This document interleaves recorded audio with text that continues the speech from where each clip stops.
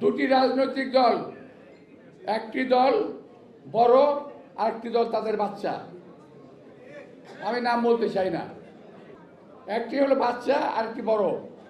বাচ্চাদের সব সিট পেতে হবে এবং এই ব্যাপারে তারা উচ্চ পর্যায়ে সরকারের উচ্চ পর্যায়ের লোকজনদের সঙ্গে বৈঠক করেছে। তারা কিভাবে ইঞ্জিনিয়ারিং করে এই সিটগুলো জিতে যাবে যাতে বিএনপি ক্ষমতায় আসতে না পারে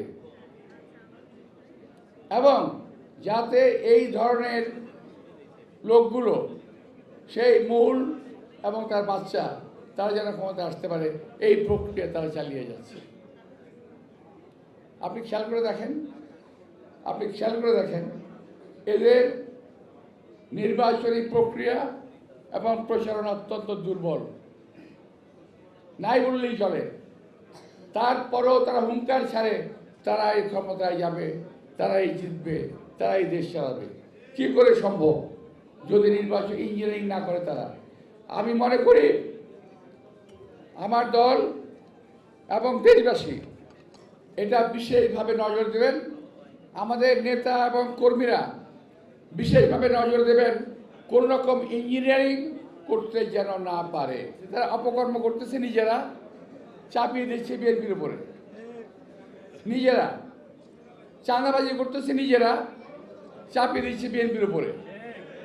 কি দুর্ভাগ্য আমাদের, ওদের সরকার ক্ষমতায় আর আপনারা বলেন যে বিএনপি চাঁদাবাজি করে। সরকার কি করে? বিএনপির হাতে যে ক্ষমতা ছিল সেই ক্ষমতা দিয়ে এই পর্যন্ত প্রায় ৬,০০০ কর্মীকে বহিষ্কার করা হয়েছে। আমি জানতে চাই কয়জন চাঁদাবাজকে এই সরকার গ্রেপ্তার করেছে? একজন চাঁদাবাজকে গ্রেপ্তার করে নাই, কারণ তাদের সকলের চাঁদার মাপ পরিমাপ অনেক বেশি। আমি বাই নেম বলতে পারি কিন্তু বলবো না, ইলেকশন আগে তো বলবো না কে করে, কার কাছ থেকে করে, সব জানি এগুলো আমরা। কিন্তু চাপিয়ে দিচ্ছেন বিএনপির উপরে, বিএনপি নেতৃবৃন্দের উপরে। ইলেকশনে আপনাদের বলার কিছু নাই। দেশের জন্য কি করেছেন বলতে পারবেন? যারা কথা বলেন, অনেকে বলে যে আমরা দুইবার কি বলে আওয়ামী লীগকে ভোট দিলেন, বিএনপিকে ভোট দিলেন, এবার আমাদেরকে দেন, আমাদের একবার দেখেন। কেন ভাই? ৭১ আপনাদের আমরা দেখি নাই? কিভাবে মানুষকে কচুকারা করেছেন, কিভাবে দালালি করেছেন, কিভাবে আমার মা বোনদের ইজ্জতে হানি করেছেন, এটা কি আমরা ৭১ দেখি নাই?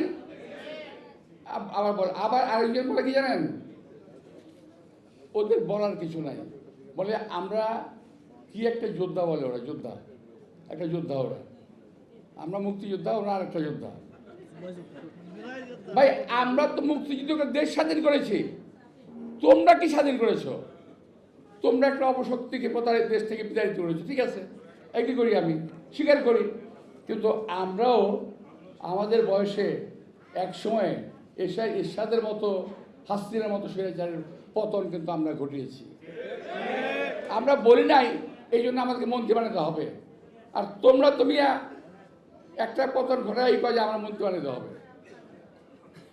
আমরা মুক্তিযুদ্ধের পর যা যা কাজে ফেরত গিয়েছিলাম, আমরা কি বলি নাই আমাদের মন্ত্রী বানাতে হবে?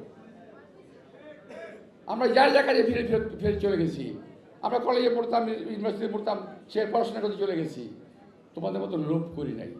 তোমরা আজকে যে লোভ করতেছো, এই লোভটা আমরা করি নাই। সুতরাং এত পাগল হওয়ার কি আছে ভাই? বয়স কম, রাজনীতি শিখো, দেশের রাজনীতি করো, দেশের উন্নতি করো, আমরা কামনা করি। আমরা তোমাদের রাস্তায় ফুল ছিটিয়ে দেব রাজনীতি করার জন্য, কিন্তু অপকর্ম করার জন্য কোনো কাজ যদি করো তার জবাব আমরা দিতে পারি ইনশাআল্লাহ। তো ভাইরা, এই কথাটা আমার বলা ঠিক হয় নাই।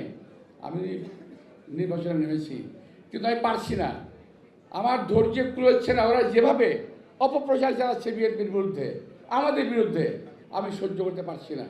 আমি আমার কিছুটা বহিঃপ্রকাশ আমি ঘটিয়ে গেলাম, আর ঘটাবো না, আর বলবো না। আজকেই শেষ, আজকেই প্রথম, আজকেই শেষ। তোরা যা খুশি তাই গিয়া, আমি কোনো কথা কমো না, ঠিক আছে? আমার গলায় সাইনবোর্ড লাগিয়ে চলতে হবে না যে আমার বাড়ি ঢাকা এবং শাহজাহানপুরে। আমার ঠিকানা আছে রে ভাই। যারা ঠিকানাবিহীন তারা বলেন আমার বাড়ির মুখ জায়গায়, আমার বাড়ির মুখ জায়গায়। আমি ঠিকানাবিহীন লোক নই, এটা মাথায় রাখতে হবে। আমি এই দেশের একজন কর্মী। এই দেশকে স্বাধীন করা থেকে শুরু করে এই দেশের স্বাধীনতা সার্বভৌমত্ব রক্ষা করার জন্য যা করা দরকার সব কিছু করছি এবং জীবনের শেষ মুহূর্ত পর্যন্ত করবো ইনশাআল্লাহ। তবে এই দেশকে কোনো প্রতারকদের হাতে, কোনো ধান্দাবাজের হাতে, কোনো কসাইদের হাতে এই দলটাকে আমরা পড়তে দেবো না, এই দেশটাকে পড়তে আমরা দেবো না।